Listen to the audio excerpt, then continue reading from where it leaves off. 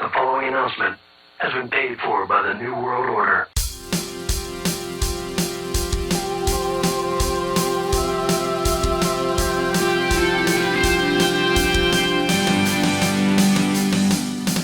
Hello everyone, welcome to another episode of Flashback 64, the chronological Nintendo 64 podcast. I am Gooey, joined as always by McKenna. Hello.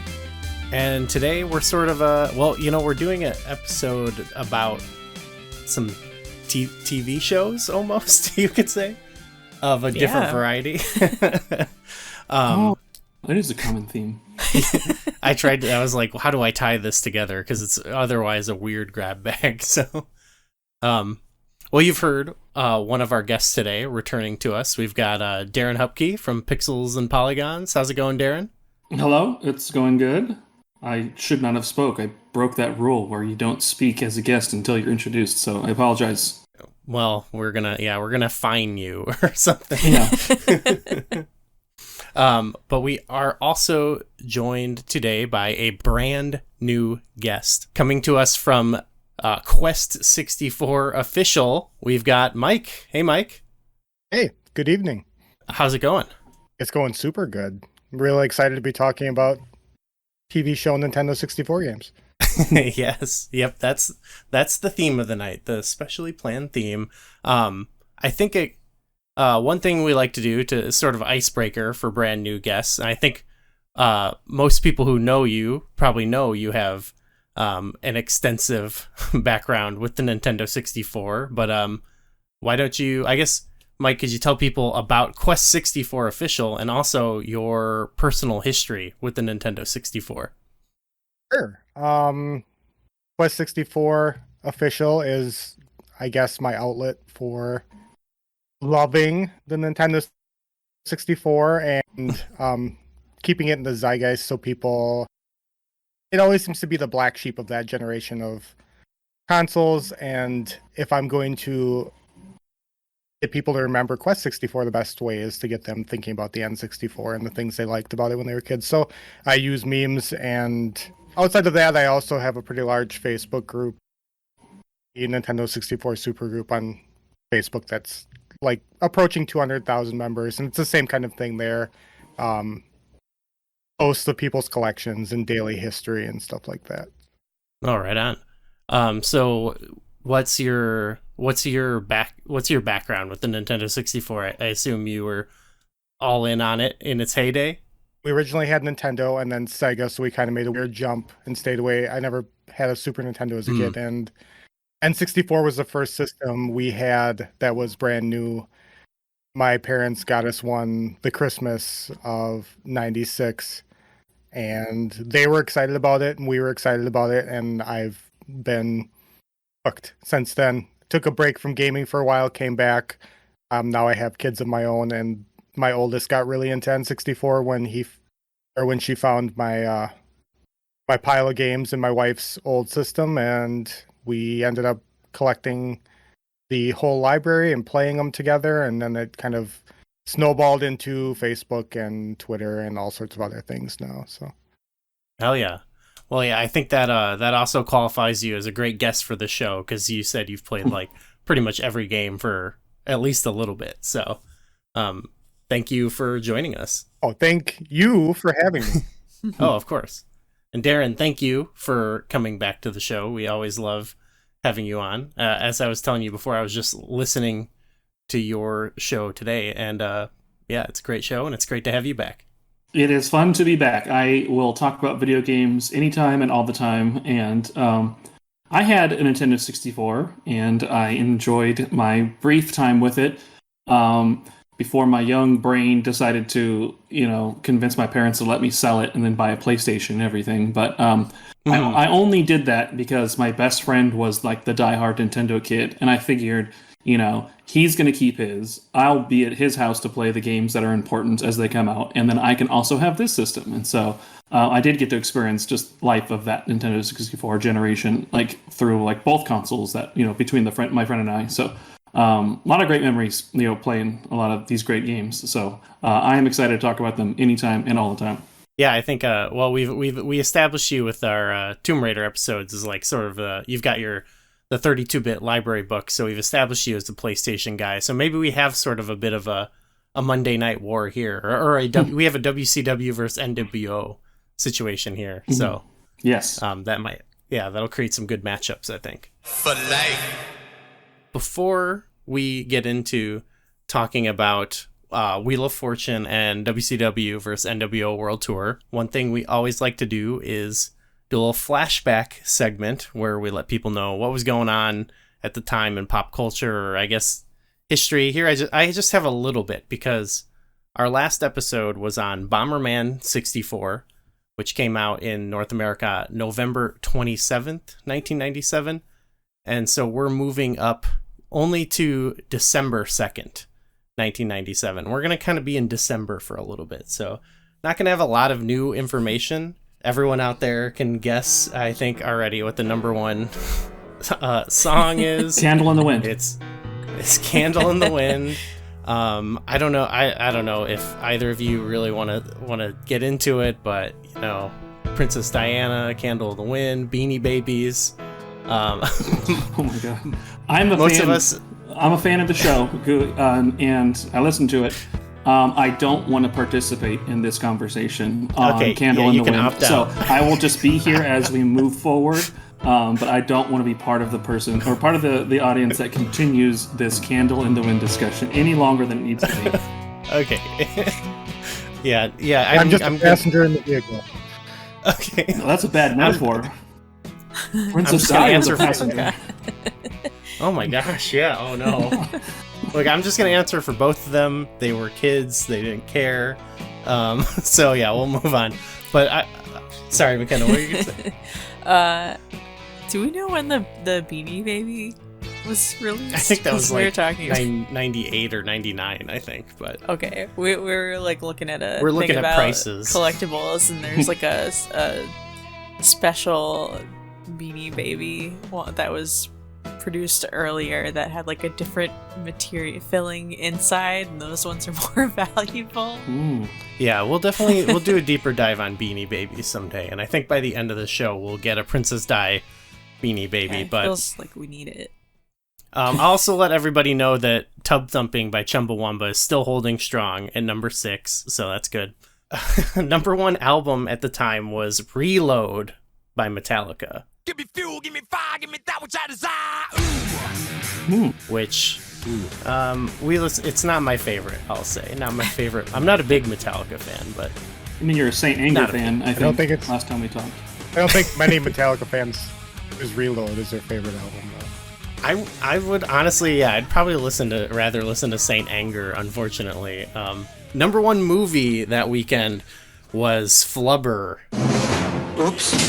After a lifetime of failures, what a bang! Professor Philip Brainerd finally invented something that works. Yeah! Unfortunately, it's Flubber. Just a little plug for our Patreon. We did talk a little bit about Flubber over there, as well as the movie it was based on and the sequel to that movie. So if you want to hear that, go to patreon.com/flashback64. You got to pay to hear our thoughts on Flubber. I didn't know before this that Flubber was based on another movie. Yeah. You just put on the other movie and like similar plot elements started happening. I was like, is this Flubber? Hell yeah. A Flubber remake. Yeah, D-Make. What about Darren, Mike? Any Flubber fans out there? Oh, I'm a flub head for sure. I've been flubbing since 96 really. No, actually, I didn't enjoy that movie as a kid. I believe I saw it in the theaters and all that stuff, and it was one that I do remember walking out feeling a little disappointed. I was a little younger. I think I was 10, so maybe I like wanted something a little bit edgier and cool as I was trying to grow up and lose some of my childhood innocence and everything. But yeah, this weekend, this flashback does not paint a cool light on the 90s. It feels like things were struggling then, but they were exciting. There were a lot of really cool and rad things happening in the 90s. These current trends right now don't make it seem that way, but I promise you they were. I will say I think that's kind of what's because because people will remember fondly all the good stuff, but I think I'm going to tell everybody in most episodes what was like the popular thing going on at the time, and then we just have to deal with the fact, like, we have to understand that it wasn't all like, you know, the cool, like all the coolest bands, all the coolest movies. Like sometimes you're going to get a flubber in there. Mike, any strong feelings about flubber? No, not strong. I was trying to think of what movie I would have been watching instead of flubber. I'm pretty certain, well, we lived out in the country, so we didn't have cable in my area for probably 5 years after I was an adult. But I remember we had satellite TV in 96, and I think I rented Biodome and then recorded it on a VHS, and that was probably what I watched for the rest of 1996 from when that came out till the end of the year. That'll tide you over, yeah. Yeah, one Pauly Shore movie will do it, you know. Welcome to Biodome. Welcome to the future. That weekend that I mentioned, here's actually your top 5. You had Flubber, followed by Alien Resurrection, Anastasia, The Rainmaker, and The Jackal, and Mortal Kombat Annihilation. So those were the top that weekend, at least. So you could have also gone to see Starship Troopers and Bean. So there was some good stuff out there. Was The Jackal with Richard Gere? Yes. Okay. Yep. Richard Gere and Bruce Willis. Okay. And Jack Black. Yeah, young Jack Black. Okay. He got killed in a cool way. Spoilers. Spoilers for The Jackal. Damn. Some other video games from the time. We just got a couple. We had, I don't know this, one for the PS1. Darren, you're nodding. I remember, he's going to know this. The cover art in my brain. It was like a barcode, like on, like red and black and white coloring, kind of popping out and everything. Never played it. I think it was a first-person shooter. Okay. And we had Wing Commander Prophecy and Puzzle Bobble 4. That's what those are the games I got. So you could be playing those, or you could be playing some of the games we're talking about today. So let's get started with our first puzzle. I'll just stop the sound clip, but let's talk about Wheel of Fortune. Wheel of Fortune is an adaptation of the popular game show of the same name. Hosted by Vanna White, 3 contestants can spin the wheel, guessing letters and buying vowels in an attempt to solve the puzzle. Guess answers from 34 different categories, including classic TV, before and after, and the 90s. Wow. Yeah, that's the lowest word count so far. Yeah. You were saying that you were like, I just kind of want to write, it's Wheel of Fortune. That's it. That's it. That's it. I want to start, Mike, because when I was talking to you about doing this, we kind of threw this one on. We weren't initially going to cover it, but Mike, you were like, oh yeah, I've actually recorded a 2-hour-long podcast about this game. So I didn't actually, I'm going to have to go listen to it now after this, but what'd you talk about for 2 hours about Wheel of Fortune? Well, back when I originally decided I needed to own every Nintendo 64 cart, it was at the beginning of the pandemic, and I had a friend that I was trying to stay in touch with, so we started recording us playing every Nintendo 64 game. We'd trade the cart, it'd be like a drive-by where I'd throw it at his house, and then he'd play it, and then we'd record, and Wheel of Fortune came up randomly because we just picked them out of a jar, essentially, at numbers, and it was a real weird one to play, like two grown adult men separately and alone in your houses kind of thing. I don't know. It gave me the weird like Skynet feelings the whole time, because you can't, when you're playing a puzzle game, I can't be convinced when you're playing against a computer and not against a human that they don't know all of the answers to all of the puzzles already, and then you turn up the difficulty and they're guessing like the correct letters every time too. And so it was a really, our whole podcast went on a pretty big tangent about Terminator 2 and the end of the world because of the AI that's in the Wheel of Fortune cart. So, but I mean, honestly, it's not my least favorite Nintendo 64 game. So Wheel of Fortune. Yeah, I would say it's not been my least favorite we've covered either. I wouldn't say it's necessarily remarkable, but it did the task of performing Wheel of Fortune, right? I mean, it was Wheel of Fortune. yeah. Which I think, well, maybe That's we all I'm should, gonna say. That's the song. It was Wheel of How Fortune. many games have this song? true. Maybe that's something we should talk about, because like I feel like Wheel of Fortune, the game show, isn't necessarily, I think, the best game show of all time. It's not the most interesting to me. Darren, I don't know about you. Like, what's your opinion of, like, just in general, Wheel of Fortune, the game show, and then also, what did you play this? Yeah, first and foremost, Wheel of Fortune is America's game. So, I mean, we need to recognize that. Excuse me. It is, I think that is like a catchphrase or a tagline of it, or at least there's a commercial jingle I can hear in my head of, like, you know, Wheel of Fortune, it's America's game. So I don't know if that was maybe a local commercial or something to me, but that is I'll in drop my head. that in.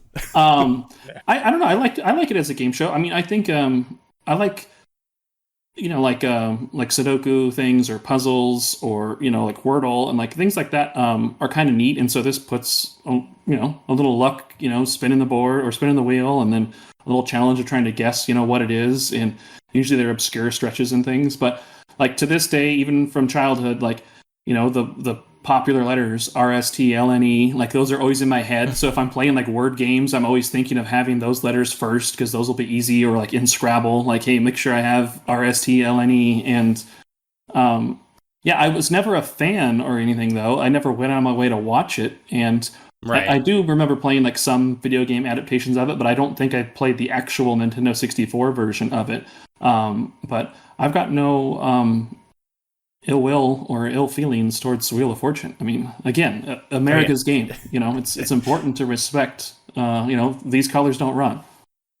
You don't have any impending doom thinking about your robot overlords taking over the world because of Richard Nixon being the first answer to a puzzle on an N64 game? Yeah, I mean, there could be some concern there, but I'm just maybe going to look past it and just, you know. I'm cautiously optimistic. Yeah, I'm not trying to come for the game as necessarily, I don't know, I wouldn't say it's bad. It's like the perfect, I think, game to be on the TV somewhere while you're waiting for your car to get an oil change or something, and to like try to guess the puzzles. But I think at like just to actually participate in playing it, we played you know, every time we played it, we play like a round or two and be like, okay, that was all right. You know, that was fun. It's Wheel of Fortune. Yeah, it's not too complicated. Are you a fan of the wheel? It's it's fine. You know, it's fun to guess, but when you're watching, it's fun to guess before any of the contestants get it. But it's not the most fun game show to watch, I'd say. It's not I'd rather watch like Jeopardy. Jeopardy's a bit more like stimulating. It's definitely a better game to play than my other comparison. I've played like 3 game show games: Jeopardy, Wheel of Fortune, and we played Deal or No Deal on the Wii, which is like, it's insane because there are no stakes to it. Yeah, it's not a good game if there's no stakes. That's when I actually saw, I was at the dentist yesterday, and they had Deal or No Deal Deal or No on the Deal Wii? was on TV, but it was cut. So like all the time, like the deciding time was out, so there was like no tension. It was just it was like TikTok mode. Yeah, it was really weird.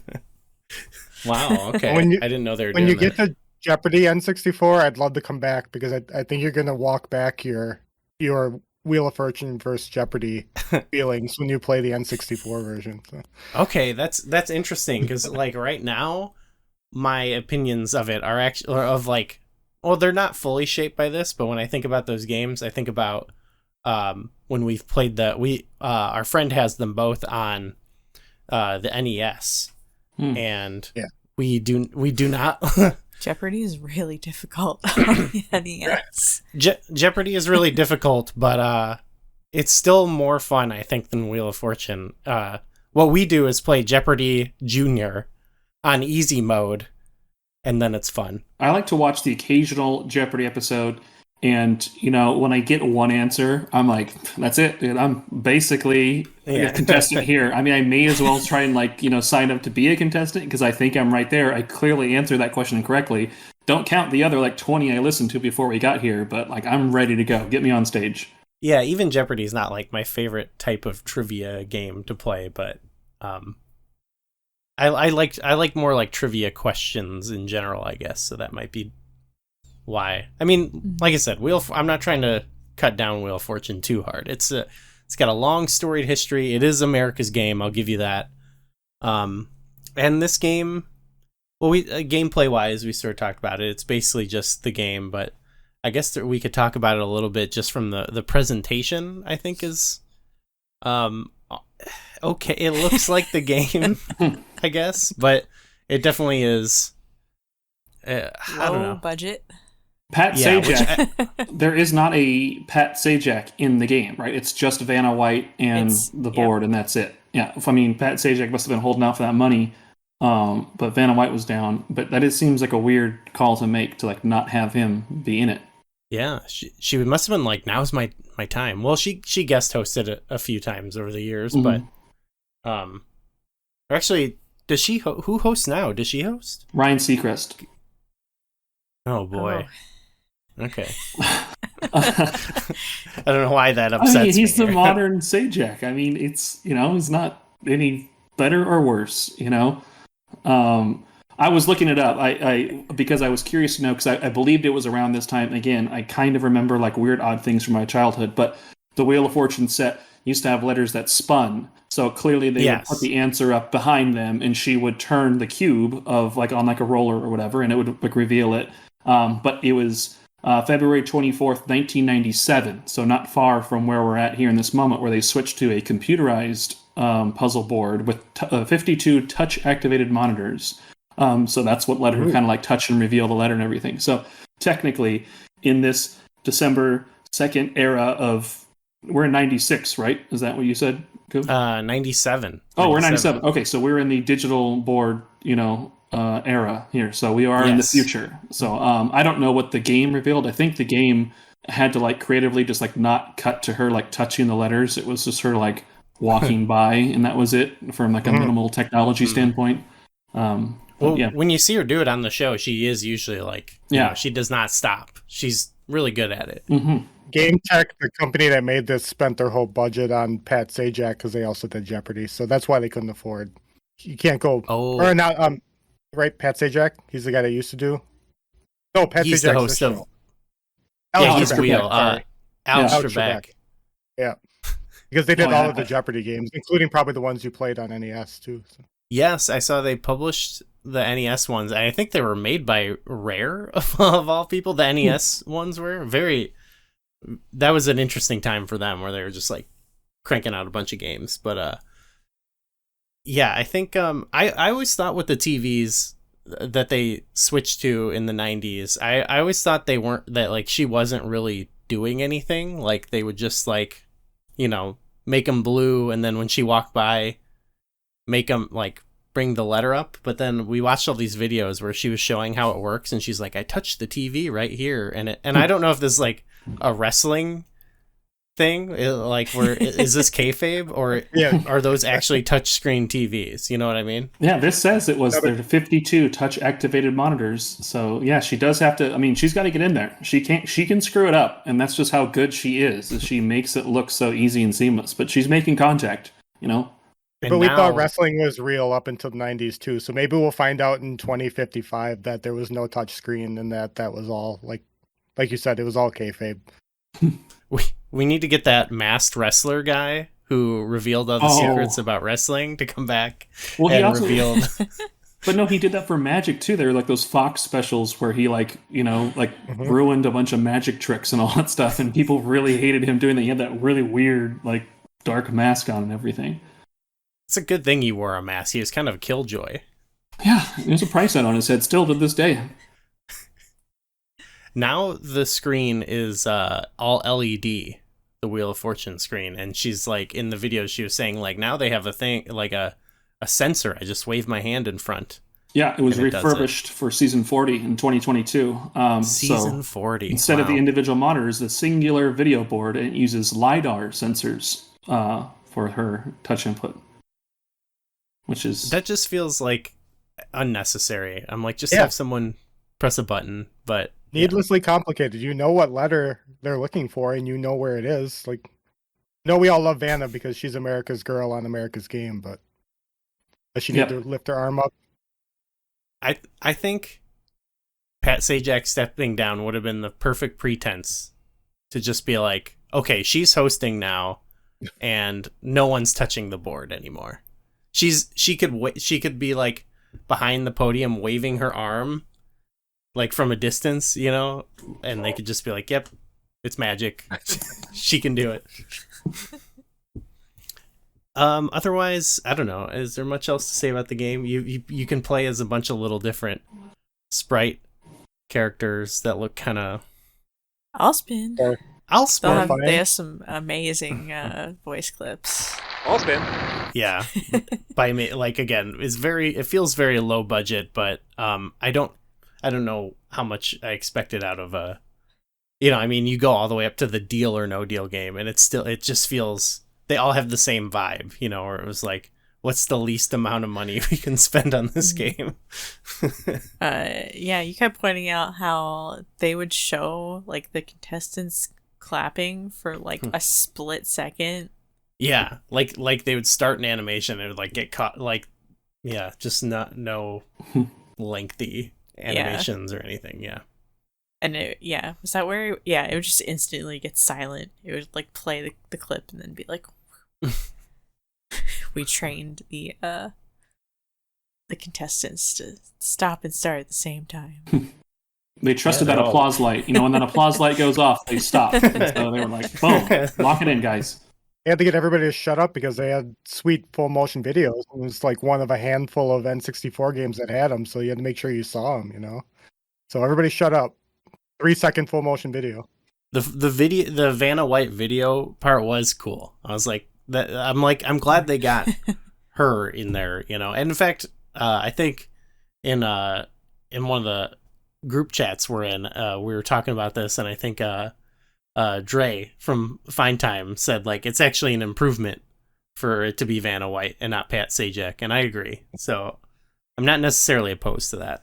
I think it's a game I'll still like. I don't know if we had like friends over or something, it'd be fun to play around it in the middle of something else. So, yeah, it served its purpose. Anybody else got anything else to say about Wheel of Fortune?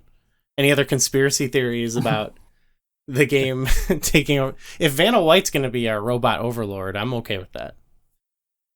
Got anybody want to like make my thoughts on the game seem less weird? That'd be great. Thank you. But it is always interesting, like how they have to deal out difficulty in games like this. Like when we were playing Jeopardy on NES, like sometimes the characters, they just guess like jumbles of letters and symbols and stuff. And so I always feel like that's probably a tricky thing to like balance when making one of these games, but they probably don't think too hard on it because the ideal situation is just playing with some friends, right? Yeah. Yeah. I don't know. Yeah, so I don't know. Sad existence is playing this game for 6 hours by yourself. But if you do, you'll probably run into the same puzzles every time you turn it on because it's one of the few games that doesn't save as well. So it doesn't remember at all what puzzles you've done the last time you played and turned it on, so you could get the same puzzle starting every time you played, hypothetically. So yeah, it's not geared for the one player experience. You were looking up something about that, right, McKenna? Yeah, I think the next I had like the Wikipedia page for Wheel of Fortune games up, and it was like whatever Wheel of Fortune game released on consoles after this one had a memory card that saved it. Okay. But yeah.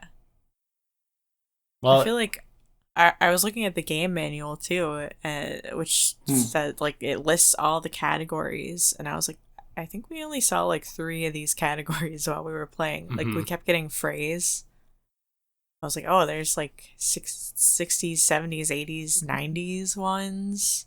Oh yeah, we didn't get any of that. Yeah, that would have been cool to get some 90s ones in. I can we'll share have to play here. until we get a 90s. I do have that page pulled up because I was looking for that the board, the touch board information, everything. But that next version you're speaking of was the Wheel of Fortune for the PlayStation console that supported the actual memory cards, allowed you to avoid previously played puzzles. So the superior version being released for the PlayStation, it's just good to know. I mean, we could just highlight that here, ensure that everybody listening knows if they're trying to get their Wheel of Fortune action in, the PlayStation version is the way to go, clearly, definitively, and no arguments had. Especially if it's like one player. Because if you had, friends, you'd have an N64 instead of a PlayStation. And I have a multi-tap. I just didn't have any friends to come over at that night. Oh, well, that's something I want to do. We were talking about like, there's plenty of games we've covered that have like a PlayStation equivalent, and we've had guests on who will tell us about it, or whatever, Saturn, PC. But I think in the future we might do like episodes where we take a look at the PlayStation or other console versions of the games. I don't know. Maybe Wheel of Fortune will get an episode, or maybe it'll be part of something else. We'll see. Okay, Wheel of Fortune. We're good on Wheel of Fortune, right? Yeah. Yeah. I mean, there's probably other things you could talk about it, but for the most part, you're getting Wheel of Fortune. So it's Wheel of Fortune. It's sorry, McKenna. Stole my line. Woohoo! You are today's big winner. Let's go to the main event. It's time. Okay, McKenna, WCW versus nWo World Tour.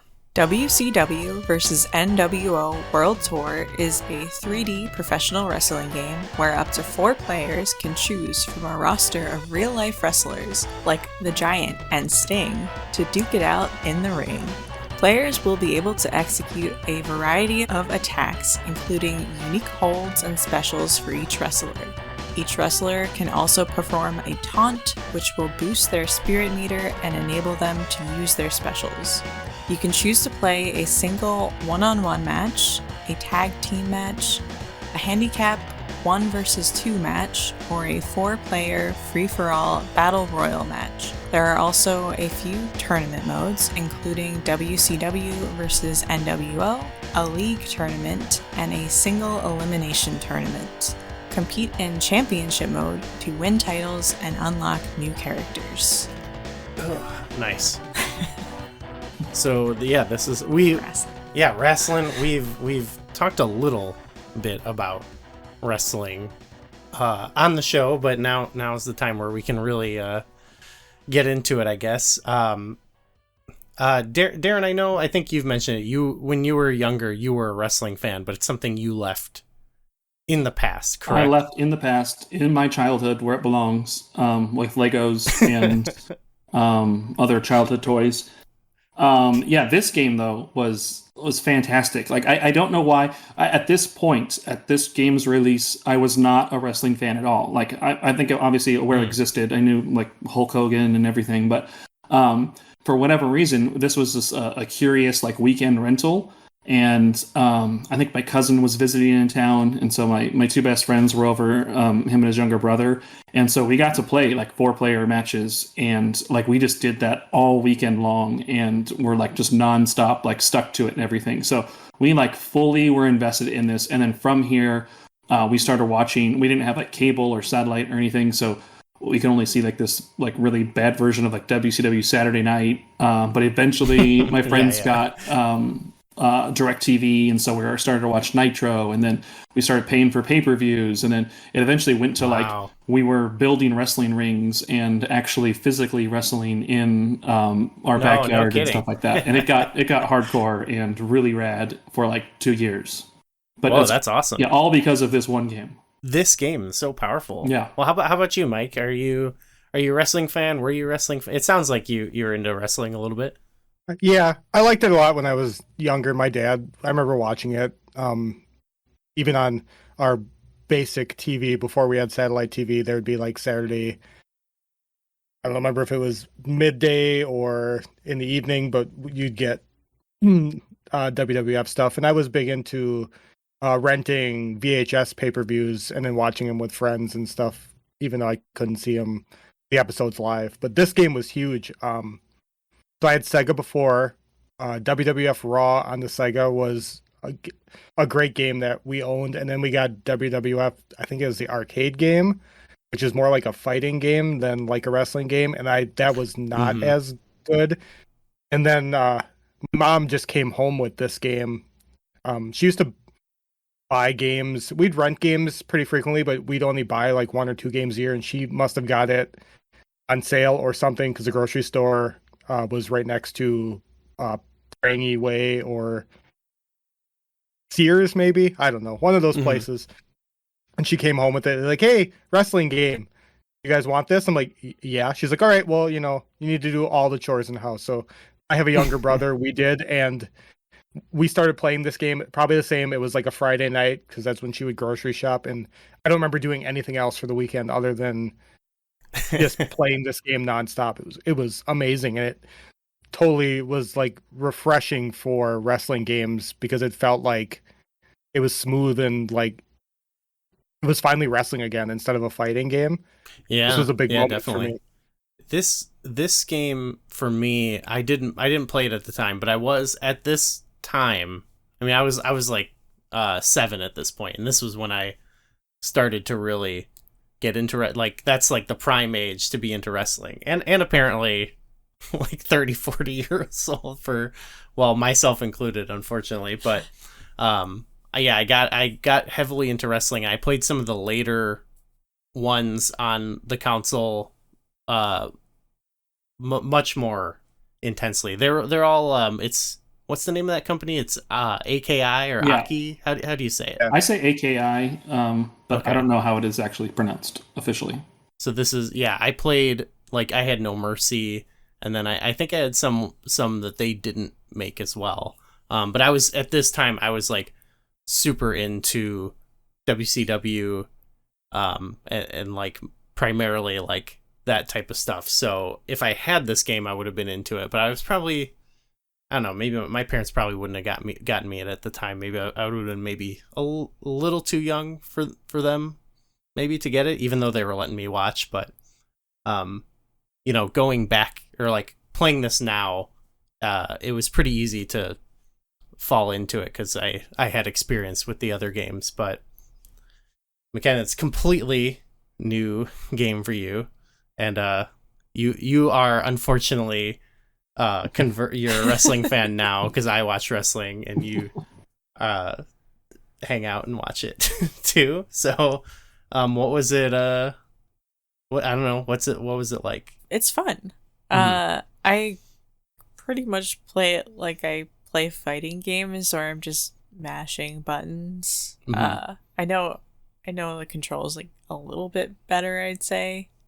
There's not really combos. No, not really to worry about. I was a little intimidated. Like reading the manual, I was like, oh my god, like there's so many different controls. But going in, I was like, oh, okay, this isn't like too complicated. Like there's some nuance to it, but it's not too complicated to just get in and start playing.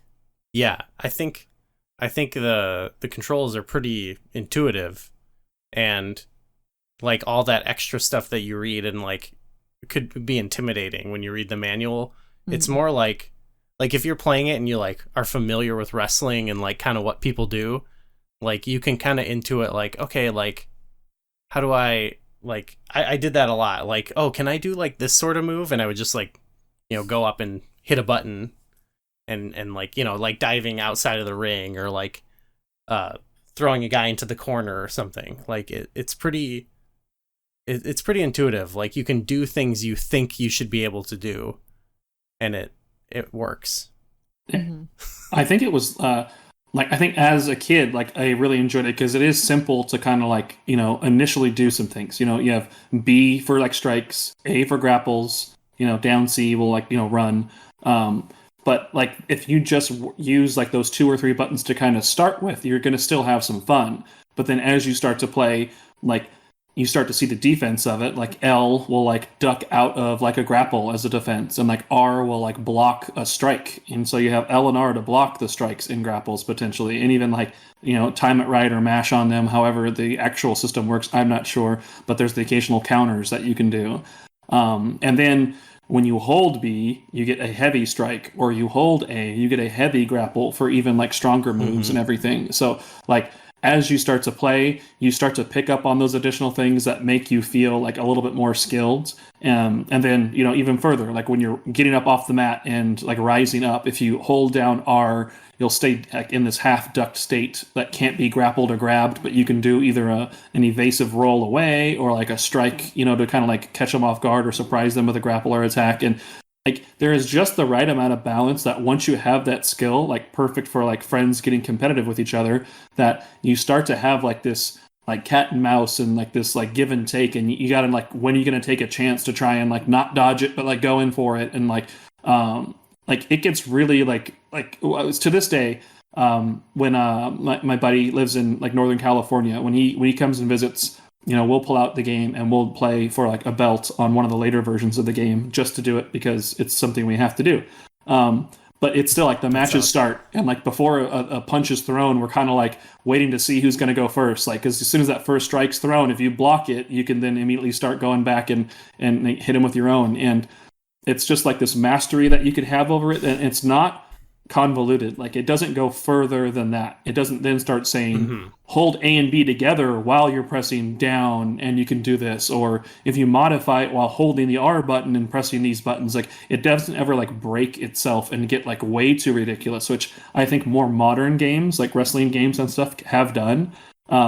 There was just something about this particular balance that they got right, like here, with having light grapples, hard grapples, light strikes, hard strikes, and like the defensive buttons to like let there be just enough of like give and take to feel like there's a strategy to it, but there's also just fun, is also to be had with it.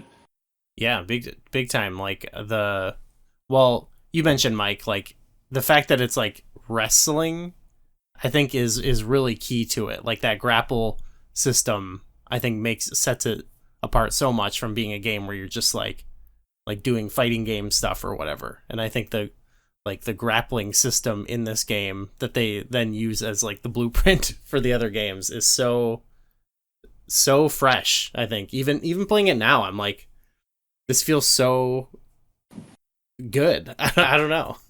Yeah, not having a health bar or a traditional health bar was huge too, because it felt like matches could go as long as you wanted them to, not necessarily, after a while, submission holds become the end of the game regardless once you lock one in. But yeah, like not going down to 0 health or knowing that that's the end of the game made it was exciting, especially like you said, like Darren's with multiple friends with like 4 people, you were always trying to like balance everybody instead of just knocking one person out or dwindling down somebody's health. It was somebody could roll outside the ring and sit and taunt and run around in circles, and all of a sudden they're unstoppable, and then everybody had to deal with them. It was just a great combination of stuff that came together for this game. And same with like you said, after this game was Revenge, and I had middle school and high school friends that like role played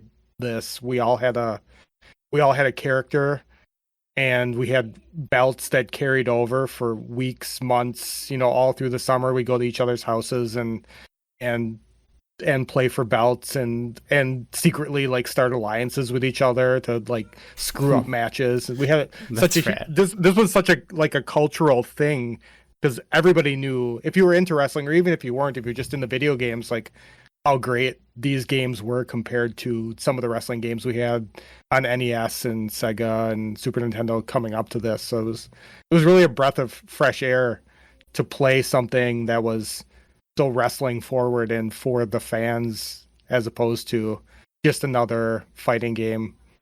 with wrestlers in it. So. Yeah, this definitely was like as the 4-player like battle royale mode. I think is the thing that we got the most enjoyment out of, just because like when you'd lose that, your character wasn't necessarily out. He'd roll out of the ring, and you'd be forced to stay outside the ring. And we would like, you can technically still interfere with the match. You could like reach in to try and like yank somebody and like trip somebody and pull somebody out.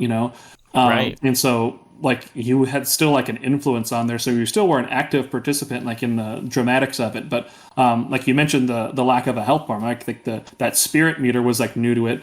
This to me feels like a precursor to things like Smash Brothers or Power Stone, like on the Dreamcast, like those like 4-player like kind of frantic like friendly fighters and everything. Like there was just like this entertainment factor there that even when you weren't in the mix necessarily, you still had influence on your stages. Like you weren't out just because a meter reached 0. Like you could constantly kind of like still like have a chance theoretically, and break things up. And there was just like a party friendly, like competitive atmosphere to it and everything. It wasn't just like beat them up until they're like, at 0 and gone and you win or anything, or like a button mash thing until like, the opponent's gone.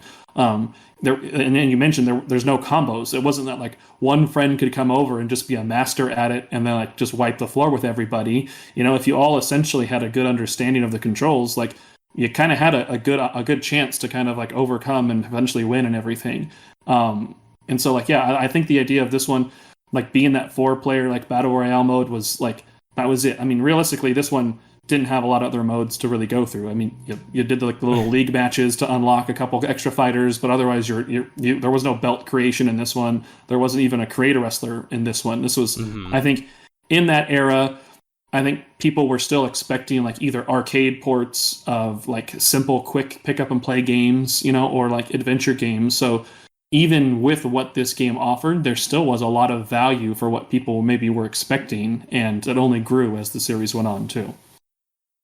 Yeah, I think it doesn't feel like I know, because I spent a lot of time like in No Mercy or whatever making wrestlers and stuff, but playing this it doesn't feel like too lacking in anything. It only feels a little weird just because it feels like it's a little stuck between time periods almost. Like it came out like, well actually if you're following wrestling at the time, like they're just about to have Sting versus Hogan at Starrcade with the weird wonky finish with Bret Hart or whatever. But that's when like Sting is full on like the Crow Sting, but the Sting they've gotten this has like, it's still like the clown sort of makeup before he fully switches. So some of the vibe of the game feels like it's not like peak WCW. It's like they had to start, making it a little bit before it was in full swing. So that's the only thing that I feel like, oh, okay, it's not quite the vibe of like that era that I love, but it's pretty serviceable. It doesn't feel like many features are lacking in the game itself. It feels like a good value still. Yeah, I mean, there's like the multiple outfits for folks. So I mean, Sting, he technically does have his like that crow look to him, but like, yeah, all of his alternate outfits were all of that classic Sting, and like like that's who people really remembered him as. But he also has that. I want some surfer. I do want some surfer Sting. Don't get me wrong. Yeah. There was the alternate fake Sting as well in the NWO. It has the quotation marks around his name and everything, which I was like, well, he's literally in here twice. I was just playing it earlier today just to have some, refresh time with it. Oh, I left my system on. It's still playing hours later. But they have the same moveset as well, like the finishers and everything for the Sting and the fake Sting. Like they could have at least like maybe like changed up a little bit of things and like mixed it up a little bit for him. But no, it's just the same character twice in WCW and nWo like or stables. I don't even think I can think of an nWo Sting match. So maybe he just didn't have a moveset, to draw from. Yeah, I don't ever think back to him. I remember like you always think about the. I don't know if you guys think of the same GIF I think of, but it's like the, New Year, same me, where it's like the fake Sting mask on the real Sting, and he takes off the fake Sting mask, and it's just Sting underneath it, like painted with the same face. Because it's not tall enough, it's Sting! So iconic, yeah. Yep. I love Sting for that, and he did it a few times more in like the past couple years before he retired, and I always appreciate that he I think he has a little bit of he's being a little playful with it. I love Sting. Sting's one of my favorite. Well, he's probably my favorite wrestler of all time, but we'll talk about that a little bit more. But McKenna, they were talking about the 4-player mode, and we actually got to experience some of that over like the past weekend actually, and it was like a lot of fun. Like we were all we were playing with one of our friends who had done some wrestling, and then Nico, who's familiar enough with wrestling, and we were laughing out loud like the whole time. It was very funny. Both we did some tag team and some like free for all. Some of the tag team stuff, like there is friendly fire. Yes, which was super funny, because there would be times where it was just standing outside the ring and your partner would run at it and accidentally knock you off. Yep. And then if you were in the ring together, you could accidentally punch each other. We had some really funny moments with the battle royale free for all. I remember one instance where everybody else was outside the ring. We were brawling outside the ring, and I just stayed in as the countdown is happening, and I'm just doing my taunt in the center of the ring the whole time while everyone else is fighting. That's how I won. Oh wow! They didn't come back in. Yeah, it's like that's a legit storyline right there. Like these guys were too heated. They threw the match. I gave you a tip before, Goo. I don't know if you remember it. Mm-hmm. Did you ever take advantage of that? Did you tell anybody else about it, or did you sneak yourself a couple wins using this tip? Wait, what was the tip? Okay, so maybe you didn't remember. The analog stick kick out. Yeah, if you move the analog stick while you're being pinned, you will always kick out. Like it is, I don't know if it's an accidental debug thing left in, but you can literally never lose a match if you just move the analog stick when you're being pinned by an opponent, and you'll kick out every time. So I did not know that. Yeah, I did not know that. When we learned that as kids, I forgot. Yeah, when we learned that as kids, we when a pin would start, we wouldn't really be watching the screen. Like all eyes would go to like that person's controller, like confirming, like you better not touch that analog stick. Like don't cheat the system here. And it was always like this policing of like not touching the analog stick. It doesn't work that way in any of the other later games, but it's just in World Tour that it does that. It does it in Revenge as well, because it became a story. Yeah, Revenge still had it, which is why I know a lot of people love Revenge, and that might be their favorite one. I always say WrestleMania 2000 because that's the one where they fixed it. But that was huge with us as kids too, and into the teens was when we were playing with like 20 different people and belts. Picking your wrestler was which people could wear down certain body parts. Like Hogan was great in Revenge because a lot of his moves were like elbows and pokes to the eye, and then he had headlocks, and the stick doesn't it doesn't work the same way for submissions. So if you try to use the stick trick when somebody's submitting you, if you're going to submit or if you're close, it automatically makes you submit when you flick the stick. So it's like the opposite effect where you lose the match when you flick the stick. So everybody was skipping pins and just doing TKOs and submissions all through that because of World Tour and Revenge having that glitch. Supposedly, I thought I read somewhere in a magazine that was supposed to be in there as like a kayfabe thing, so you could make like 1, 2, and then kick out at the last second, and then everybody is kicked out at the last. But like, anybody who's competitive in video games knows that that's no. If you put something in a game where you can manipulate the game and not lose, everybody's going to take advantage of it. So we did the opposite. Instead of policing the stick, we allowed it, and then just played into the everybody's going to submit kind of thing at some point. So. That's a good alternative. Yeah, that makes sense. Yeah, there'd be the occasional, like, we'd have the controller and like the friend would claim they were like pulling it into their chest to like rapidly tap the buttons, but like, their shirt like caught the analog stick. I didn't mean to. And like it bought a few more minutes of the match, and maybe it would turn it all. And yeah, it would lead to some heated, contests and whatnot in real life. But yeah. Good gimmick. This is the benefit of having repeat guests, Darren, because I think we're painting a picture of your childhood when you remember when you were talking about GoldenEye, yeah, and constructing the screen blockers. Yeah, you had screen blockers for GoldenEye, stick enforcement rules for we were WCW. We were competitive. Okay, it was, we weren't going to let somebody just get by, and I wasn't going to lose because somebody taking advantage. I was going to lose to skill, and we wanted to make sure like the right skill levels were showing up to play. So yeah, it got tough. Admirable. Well, it was cool, like that. I think even though I didn't do that, I had a lot of matches, and in various ways, like what do you call it, submission or TKO or ring out. You mentioned that story, and it lended to. I feel like the game.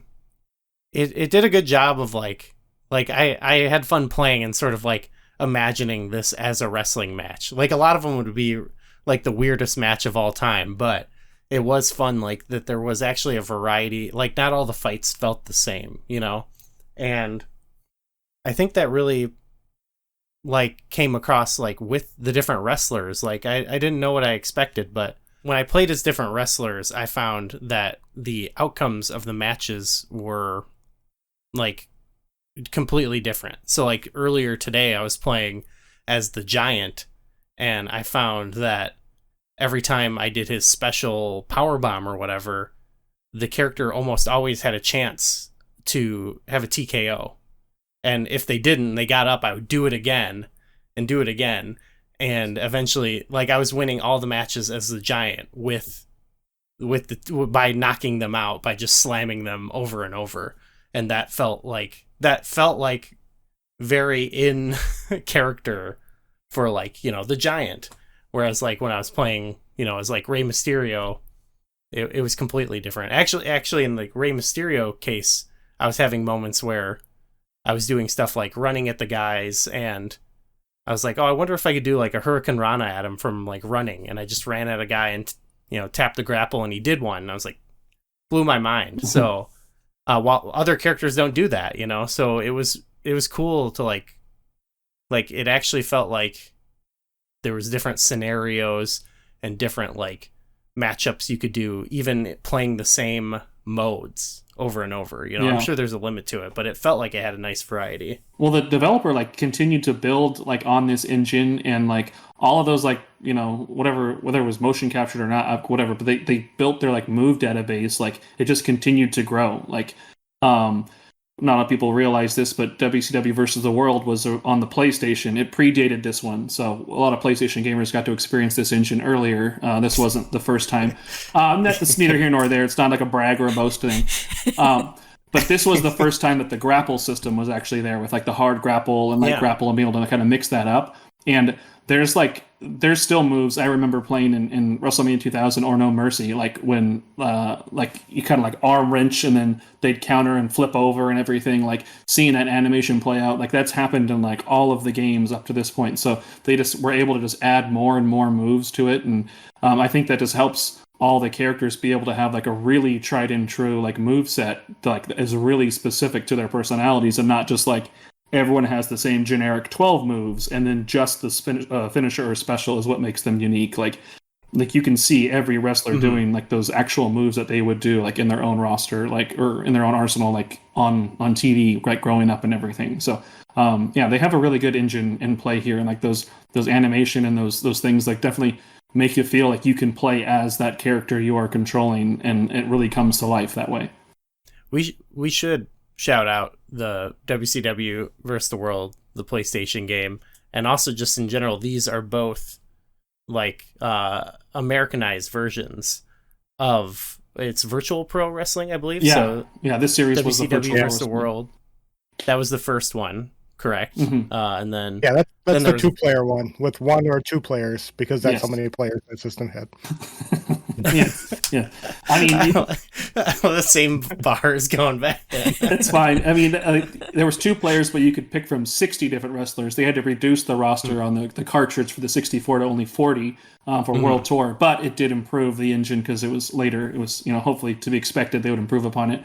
But yeah, then the Virtual Pro Wrestling 2 would have been like the equivalent essentially of WrestleMania 2000. The interesting thing there though was that in Japan they did have like versions where they have like the WCW wrestlers in it and everything. I think that Virtual Pro Wrestling 2 did not have those WCW wrestlers. It was just like the generic New Japan Pro Wrestling characters and stuff they used in that. And then from that point forward, like WrestleMania 2000 and No Mercy both had like Japanese releases, whereas like these 2 didn't have an actual Japanese release. They were just that virtual Pro Wrestling series.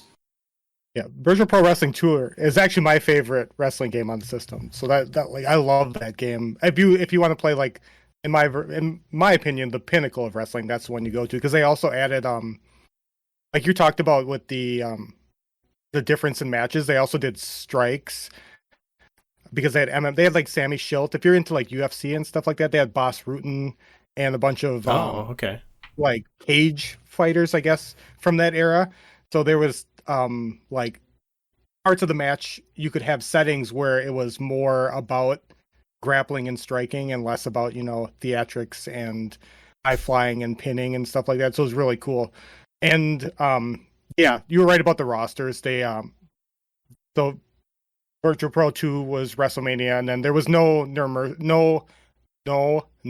Mercy equivalent for on the N64 for that. But yeah, BPW 2 is amazing. There's if you don't own the cartridge, there's ROMs now where they like incorporate AJ Styles and a bunch of generational talent since then into that engine. Nice. And it's great. That's a really sweet game. The one I noticed I can't remember which Virtual Pro Wrestling it was, but there was one like the roster had like it had WCW people on it and WWF, and it had like the various New Japan, All Japan. Like it had like, did they actually license? But it wasn't like the WCW guys. It was like so like the Funk Brothers are on there, and I think Vader is on that one. A bunch of like people that were kind of floating in the miasma of the Monday Night Wars that weren't really tied to one company anymore. But it wasn't guys like Jushin Thunder Liger, who had bounced back and forth between the States and over there. But there wasn't like Hogan wasn't on there. It wasn't the same. Oh, gotcha. Yeah, it was like folks like in between contracts or like out of contracts technically and everything. And there is like a good number of wrestlers who like did have a large like overseas presence who would go to Japan and spent like good time there and everything. So like they were able to like in between contracts. Also, it made sense to have them like in the games that way too. And yeah, it was similarly done. Like all of the creative stuff, like they had like the obvious like outfits and body parts for like those wrestlers to be made, and like the move sets for like the WCW like wrestlers there that weren't technically licensed. So you could still kind of do that. They knew what they were doing with that. Like you can still make Goldberg in No Mercy or WrestleMania 2000 and have like his overly animated like jackhammer and stuff like that. So yeah, it was fun. Yeah.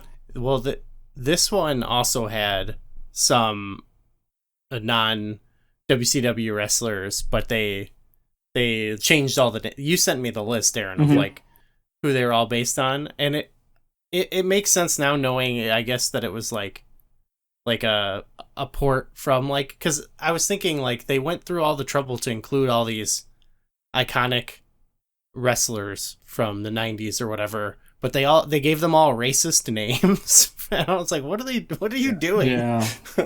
Like that's not really a way to, like it's cool that they're in there and I want to play as them, but I don't like, I'm like, okay, I guess I'm playing as Sumo Joe or whatever. Sumo Joe versus Dim Sum or Alibaba. Yeah.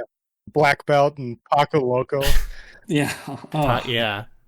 It's fun to figure out who they are, but yeah. Yeah, technically, it's not the most racist characters we've played as on N64. Yeah, but black belt was technically Taka Michinoku, and he would later appear he was actually in WrestleMania 2000, or No Mercy, one of them, because he actually then went to the WWE. I remember that. So it's interesting that he had like a, the knockoff character, of him, but then would actually have the official character in. And then there was characters like from like Revenge and everything, like Jericho was in that, and then his contract ended, and he went over to be in WrestleMania 2000 as well too. So he's been like multiple versions of these, even though it went between different licenses from the WCW to WWF, WWE stuff. It's cool stuff. Yeah, actually, that's another example, because right around this time, I feel like, was when he started to have a presence. He had kind of started to establish himself, but he's not in the game. Yeah, so it's kind of I feel like Goldberg's not in this one. Like Revenge, I think comes out like within like a year or less, maybe even. Yeah, it was very quick. So I think they realized that like this had like no entrances. Like I said, we talked about it. There's no entrances. No way to edit the characters like looks or attires. No creative stuff. No belts. So like they were able to like add some of that like presentation polish and have like those entrances and have like more of the theatrics of that, and then bring in some like the bigger personalities. And Revenge has far more like of a larger roster actually from WCW and NWO characters, with less of like those like world characters in it as well too. So they were just kind of building off of what they could do with that license. Yeah, proof of concept here.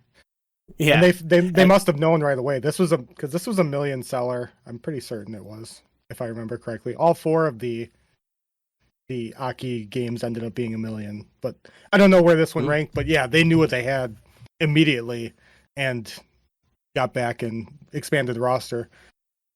And this one seems bare bones. Like even when we're talking about moves, like if you unlock Diamond Dallas Page or DDP or whatever, when you do his Diamond Cutter, it's just kind of like fall forward kind of face buster looking thing, and then by the time you get to Revenge, it's full on like spin the character, lay completely out from anywhere kind of thing. So they knew it.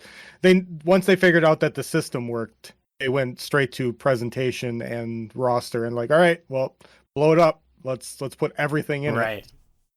There is like a little bit in this of like just like when you're executing certain moves where the camera does move in kind of a cool way, and so like that does kind of surprise me. Like the game in general just surprises me like a little bit. Like I had a lot of moments like for example, like when I got the first time I ever got locked up in a test of strength with someone, like I had no idea how it happened. Like I was just fighting the computer and I went to grapple him and we're in a test and I was like, whoa, like I don't know, I wasn't prepared for that moment. And I don't know, I guess it seems kind of simple, but to me it kind of blew my mind.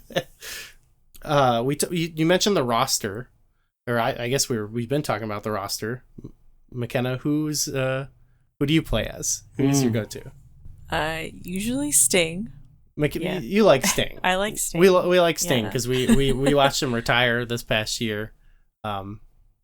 I think maybe just some of my love of Sting has rubbed off on you, maybe. Yeah. Okay. He's a fun guy. Sting is a cool guy. Yeah. He's a mushroom. He's a I fun like guy. his vibe. Yeah. Okay, so I think you pretty much, well, you didn't always play as Sting, but yeah. Sometimes Rey Mysterio. Like Rey Mysterio, yeah. I don't know. Just a few other just guys, to see like what it's just like. once or twice, yeah. Sting's mostly Sting. And what costume variation we gotta say?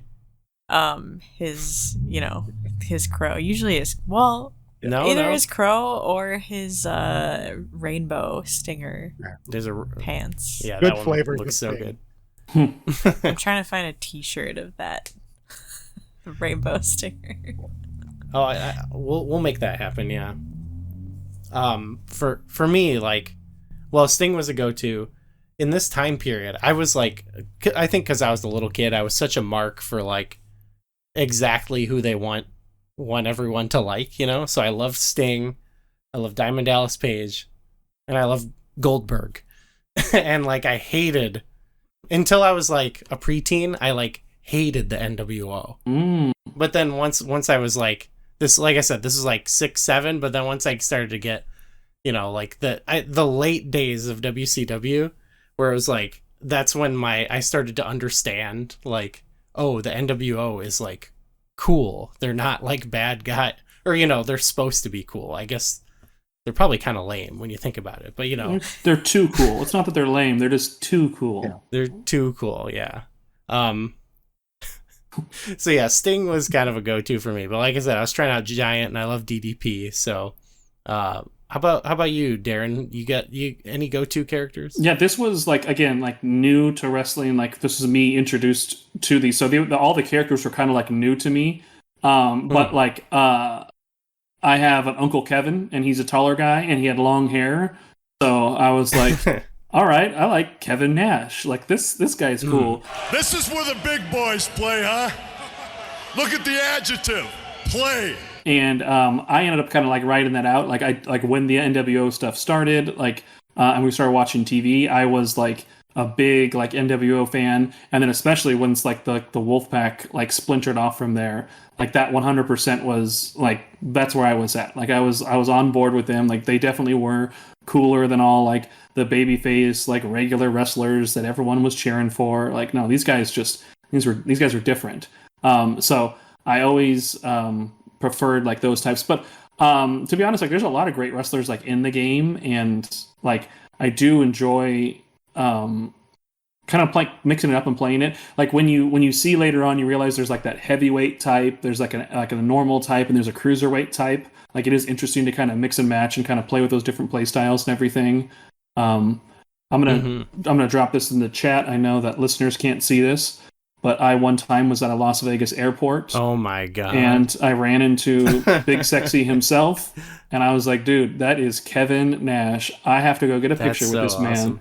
So I walked up to him, tapped him on the shoulder, and I was like, "Yo, Kevin Nash, I'm a huge fan. I've been a fan for a long time. Can I get a picture with you?" And he was like, "Absolutely. I'm not going to stand up though." And then I was like, "Wait, what?" And he literally just turned. That's the most Kevin Nash thing I've ever heard. Yeah. Yeah, he turned, and I sent another one too of me in an NWO red and black shirt. But yeah, he just turned from where he was sitting, and I got to like lean in awkwardly, and then I was like, "Cool," and he's like, "Yeah, man, thanks for stopping by." Like he just like gave me the hard exit. Like you got your photo, like we're done. So peace out, my friend. And I was like, "Oh, okay." But I had to conduct business. Yeah, I had long hair and everything too. I was like, "Oh, this is rad." We're like, like Kevin Nash and young Kevin Nash right here. We're that's like two cool guys, and he did not want to be cool with me. But still, I still like him. I still a fan of him to this day. You give off a cool aura in the pic. I was here. I'll lose some cool points. I was at a GameStop store managers conference where we had to fly out there as all the store managers to rally around our corporate buy-in and everything. So let's just lose some cool points right there. That's why I was at the airport. Mike, how about you? What was your go-to characters? Well, in real life, I guess is the best way to put it. I was a big WWF guy.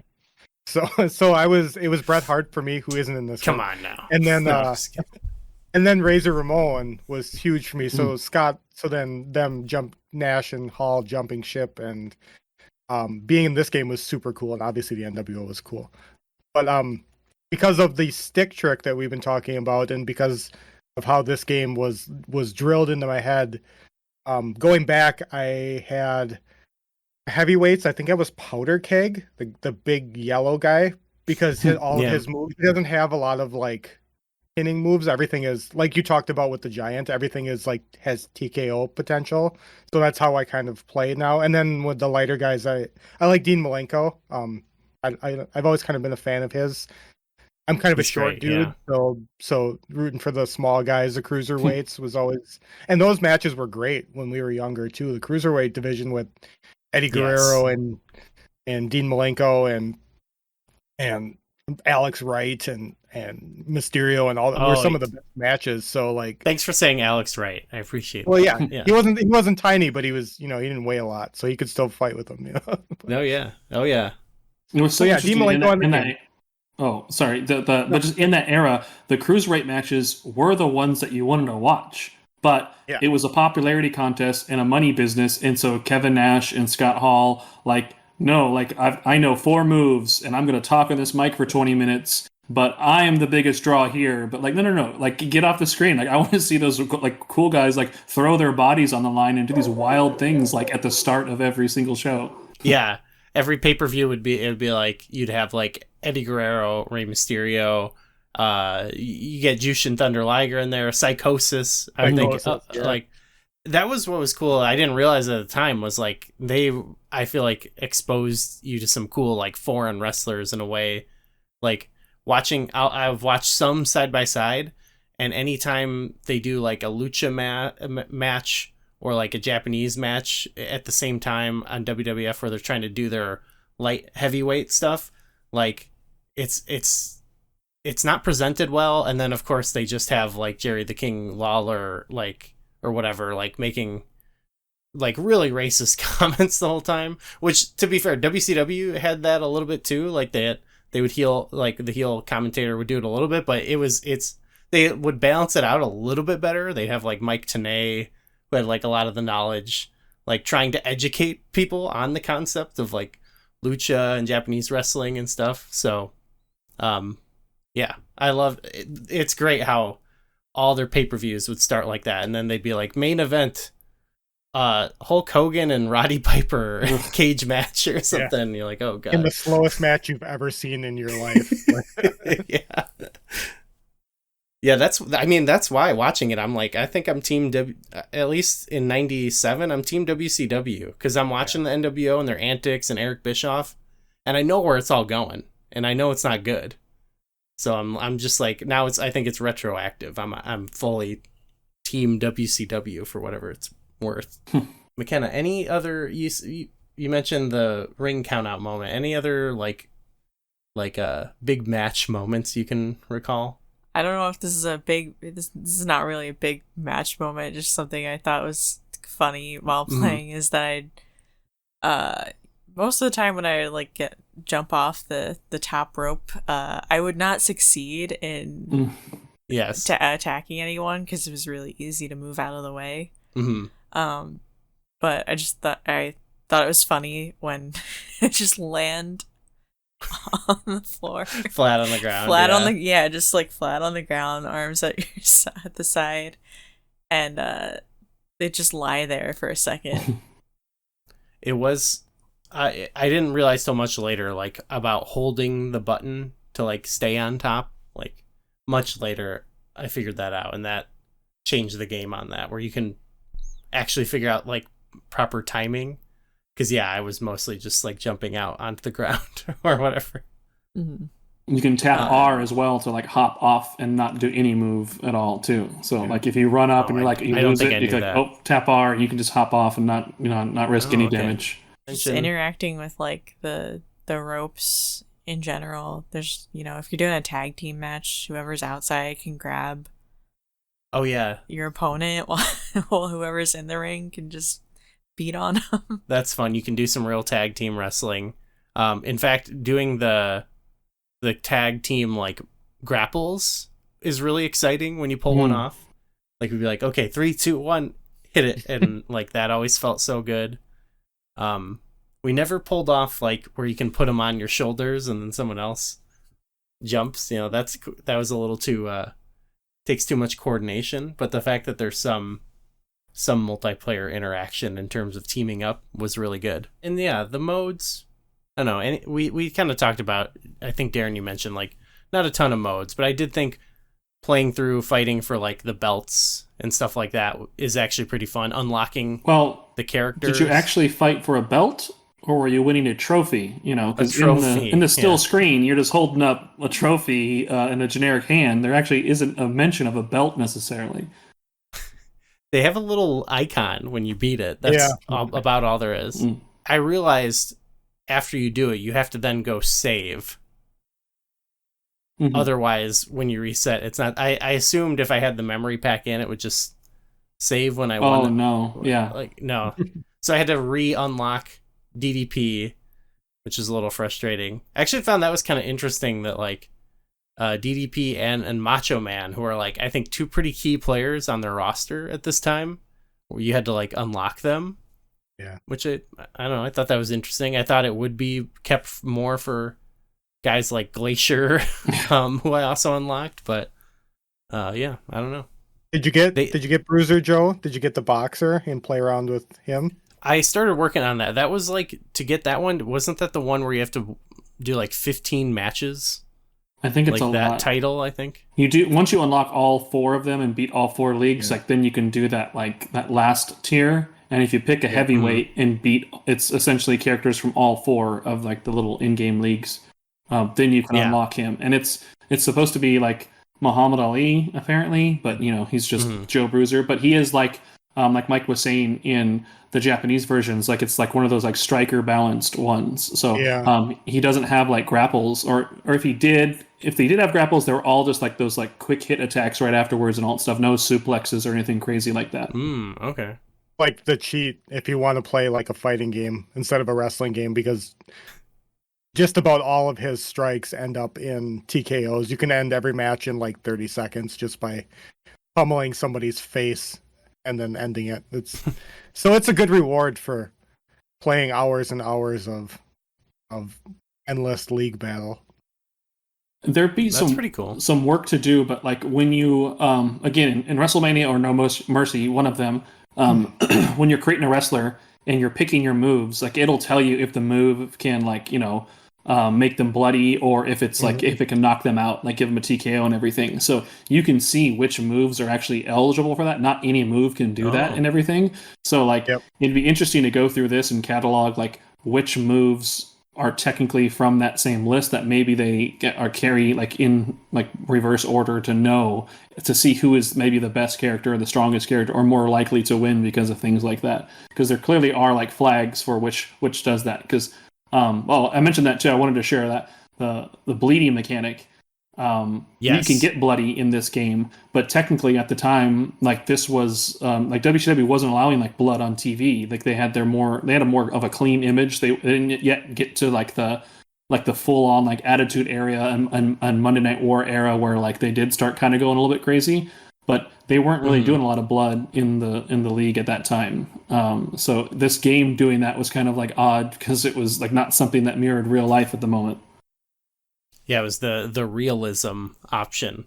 Yeah. You also could pull weapons out of the crowd, but the game made you play by the rules. You couldn't bring them into the ring, though you could hit them outside during was there's no referees, so I guess you could do whatever. But that was a little bit fun. I know later games they get more in depth with those type of mechanics, which I'm really looking for. It was really satisfying when you actually got to like hit someone with like a table or something or a chair or whatever they give you, especially when you play in the 4-player mode and you get eliminated. I'm like, that's when it's like, okay, well, I'm gonna like anyone comes out here or if you're in the ring, I'm gonna throw people out there and you try to hit them with a baseball bat or something like that. There's like a super satisfying like like fighting against somebody who has like that half table weapon, and if you counter the hit like in the later games, like if you like they swing it at you and you counter it, you just like snatch the table out of their hands, and then they're like the person is like stunned for a moment, and it's just like super satisfying because you always think like that's going to instantly start turning the tide, by having a weapon coming at you and everything. But if you snatch it right out of their hands and use it right back against them, it's always like a really good moment. But I never could master or quite understand the counters exactly. I would always like just mash like L or R, knowing knowing one of those things was doing it, and like, is it based on timing? Is it based on just rapidly tapping? Like, I'm not quite sure. Is it my spirit meter? So like, I was always not quite sure. Yeah. It's timing and spirit together. Yeah. So it's not mashing. Okay. Yeah. We never, I just would mash it as well, hoping for the best. And sometimes it worked. Yeah. Occasionally you get a count and everything in there, but yeah.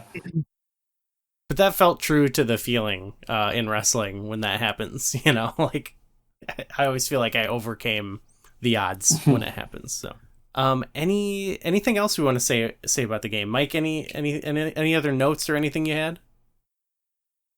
No, like because it blends so much, we keep talking about all 6 later of games, these Aki games. So it's just nice to like have this be like the moment, especially for Darren and myself. Like this was the moment where you knew wrestling games could get good again, even though we'd eventually get, you know, WCW Nitro or Thunder and stuff that kind of turned the dial backwards again, even from THQ, and went back to button combos and the, you know, rotating ring and all the weird stuff that we didn't need after seeing this game come out. So, but it's you know, to have that this game be the moment in time where we knew that wrestling games were like, they're back, baby. You know, like we can play these and have friends over and actually enjoy it and not spend $70 on a crappy wrestling game is a good feeling. So.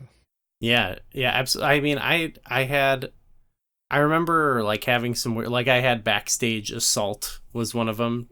WCW Backstage Assault. Loved it as a kid, but it's probably not good. But I remember because my friend had WrestleMania 2000, we played it. This is spoiling, I guess, No Mercy, but when that was such a big deal when that was finally coming out, that like me and my friend like pooled our money and purchased it. And I guess it wasn't built off the hype of this game, but it was still like once we actually started playing like WrestleMania 2000 and like that style of game, like we knew No Mercy was gonna like blow us away, and it did. So, but we'll save that for, you know, years down the line when we get to No Mercy. Darren, any final thoughts on this game? You know, I mean, I feel like we kind of chatted about all of it. Cool. I mean, it was just great moments. It definitely was just like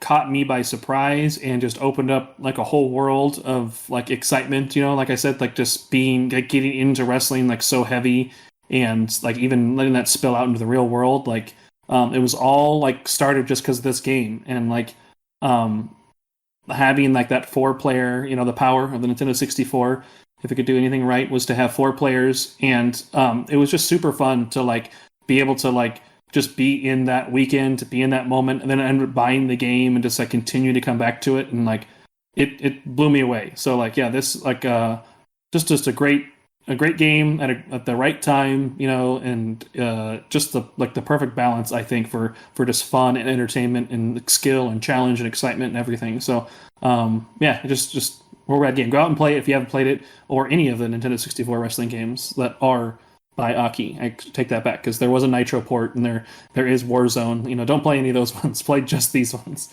Yeah, just these ones. Yeah. McKenna, any parting thoughts for this game? I had a lot of fun with the 4-player.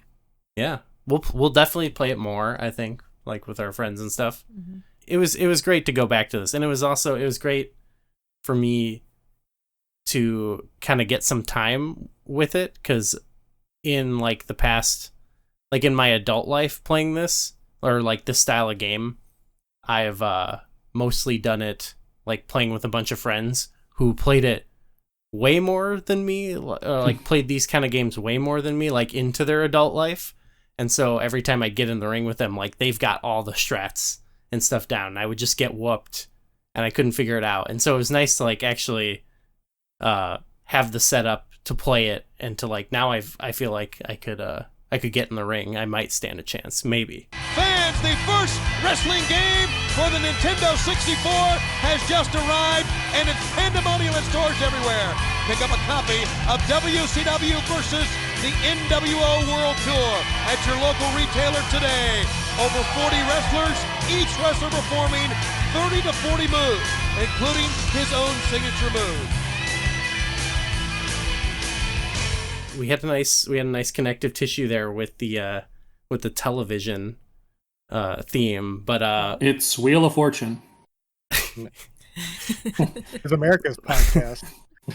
This is America's podcast. Yeah, we have a stronger connection for our next episode. It's a sequel to 2 games we've talked about, and they're both sports games. So look out, everyone. Next month we are going to be talking about Wayne Gretzky's 3D Hockey 98 and FIFA Road to World Cup 98. So we have played this a little bit. I'm pretty stoked to play more Wayne Gretzky because I love that game. And I'm hoping FIFA is better than the last FIFA we played. Yeah. We'll see. So, Mike, thank you so much for joining us. What would you like to plug? Of course, you mentioned your Facebook group and Quest. Plug away. Don't let me get in your way. No, that I don't really do a lot. I don't have my own show anymore. I'm long retired from that kind of thing. I just do these things now. We are doing Project Big Mouth this year. I use the hashtag every once in a while. Every day I'm emailing Imagineer and asking them what's up with Quest 64. So I've been good and done that every day of 2025 so far. So if you'd like to email Imagineer and ask them what's up with Quest, links on Blue Sky and still Twitter for now while the Titanic is still above water.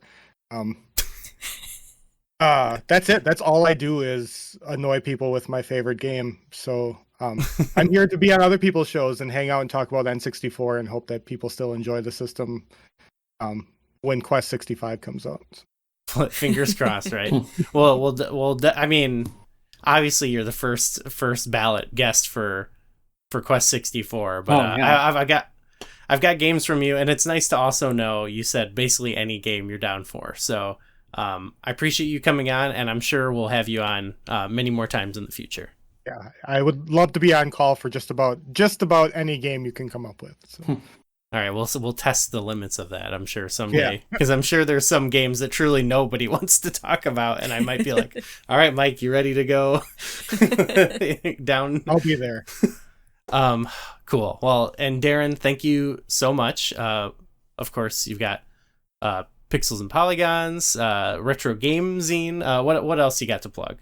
The podcast that I'm doing, I'm doing the research and pulling data and everything for like my next 32-bit library book. It'll be like instead of focusing on a specific set of publishers or publisher, it's going to be a greatest hits volume. So it'll be 50 games that were re-released under that like neon green label, like PlayStation greatest hits line. So this will give me a chance to like cover some games that are done by publishers that aren't very big, that are likely not going to end up in like their own volume and everything, just from the way I've curated things. So I've been working on that, and I came across like a preview for Quest 64 I threw at you on Blue Sky the other day, Mike, actually. It was just fun to read like that early preview build of Quest and everything, and I love that character art and everything they've used. But yeah, I got that book going on. I had a different book that is still pending TBA. I've just had various things and ideas and stuff floating around out there. But yeah, you can find my stuff on if you just search Pixels and Polygons. Pixelsandpolygons.net is where like I have all my stuff for sale. And the Retro Game Zine, I do like a postcard of the month for like a review, like $5 a month is what I think it is. That just helps me with all the creative stuff I'm doing for like all this games writing stuff. That's always a cool thing to do. But yeah, that's it. Yeah, just search me on Blue Sky, darrenhupke.bsky.social, or at pixelsandpolygons.net, and you can see all the stuff that I've got going on. It's great stuff. We're getting the zines. We've got some of the zines, and we've got the postcards, and we've got the books. And yeah, it's all great. It's all cool. McKenna, everyone should go subscribe to McKenna on YouTube. Harvest Gamer. Anything? Yeah. No. We're good. Go to check out our Patreon. Go check out our Twitch. We got links below. And yeah, thanks everyone for listening. And we'll see you. We'll see you for some sports next time. Some sports ball. I'm gonna become one of those people. Sports ball sequel. All right. Bye, everybody. Bye.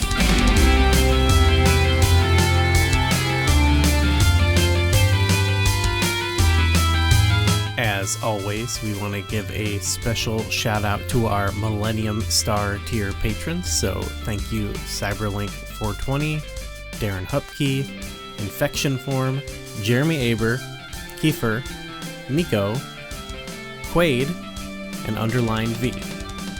Thank you, and you can support us over at patreon.com/flashback64.